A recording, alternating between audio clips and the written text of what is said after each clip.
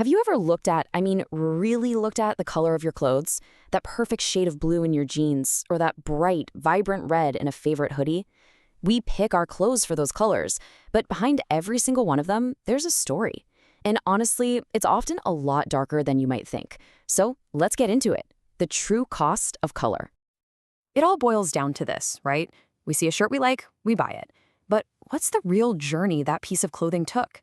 What's the hidden story behind it before it ever got to the store or to your closet? Because there's a massive environmental price tag attached to it.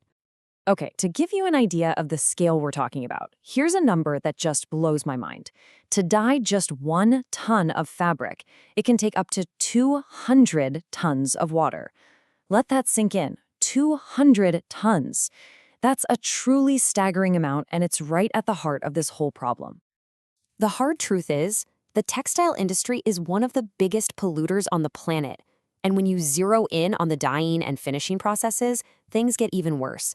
We're talking about an estimated 20% of all industrial water pollution globally, just from this one part of this one industry. It's huge. And it's not just a water problem, not by a long shot. The United Nations points out that the industry is also responsible for about 10% of global greenhouse gas emissions. You know, all that energy needed to heat up insane amounts of water and run all the heavy machinery, a lot of that comes from burning fossil fuels. So, how does it get so bad? How does this process become so incredibly thirsty and, well, toxic? It actually starts way before a single drop of dye even gets near the fabric. The old school conventional method is this harsh, multi-step ordeal that just guzzles water and chemicals. You can think of it as the pre-treatment gauntlet. Seriously, first, fabric goes through desizing to get rid of stiffening agents. Then it's scoured, basically boiled in alkaline chemicals to strip away all the natural waxes and oils. And finally, it's bleached with stuff like hydrogen peroxide to get that perfectly white canvas ready for color. Each one of those steps is just incredibly resource heavy. And the amount of water used, it's just staggering. I mean, look at these numbers. Scouring alone can use up to 45,000 liters of water for every ton of fabric. So when you start adding up all these stages, you can see how we get to those massive pollution figures. It's easy to see. And the stuff that gets washed away, it isn't just water. It's a literal toxic soup, a chemical cocktail. You've got salts, detergents, peroxides, even heavy metals like chromium and copper that are used to make the dye stick. This stuff is a nightmare to treat, and when it gets into rivers and oceans, it can completely devastate ecosystems. Okay, so that's the problem. It's a big one. But, and this is a really important but, it doesn't have to be this way. The story's actually changing, thanks to some incredible new ideas. The solution starts with ditching that harsh chemical cocktail for something way smarter, a toolkit inspired by nature itself. The big idea here is a switch from brute force to precision.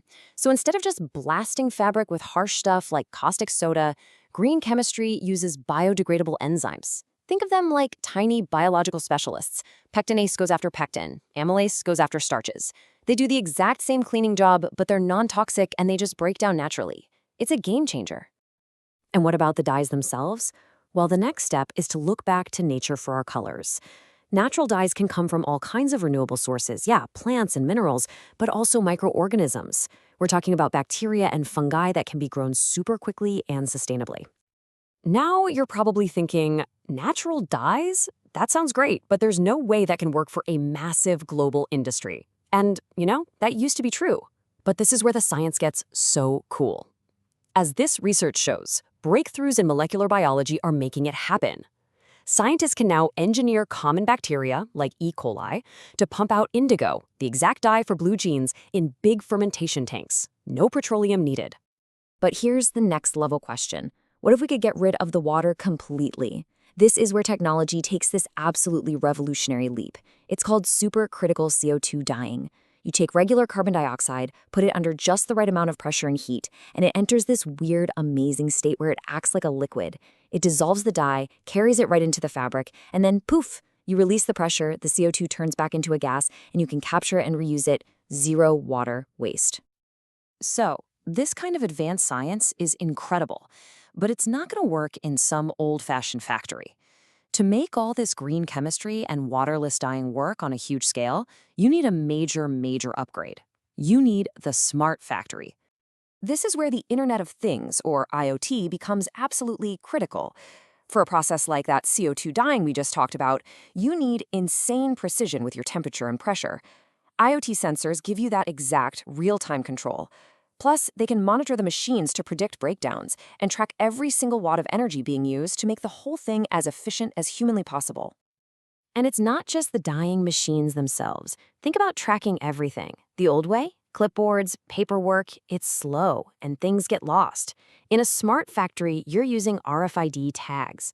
Every roll of fabric, every batch of dye gets tagged and tracked in real time.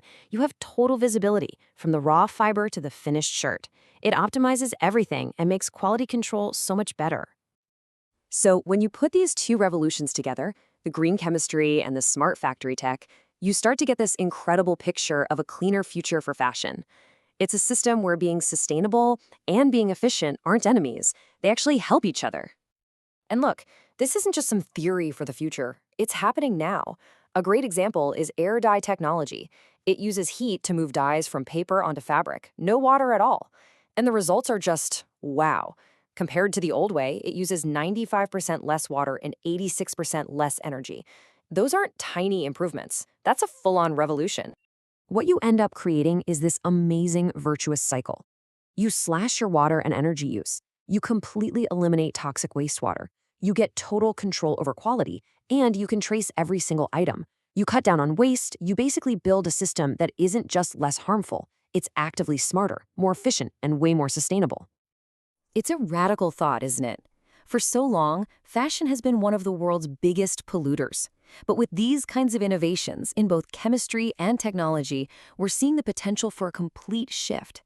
It really makes you wonder, if an industry can reinvent itself this dramatically, could the clothes we wear one day actually be part of the solution instead of the problem?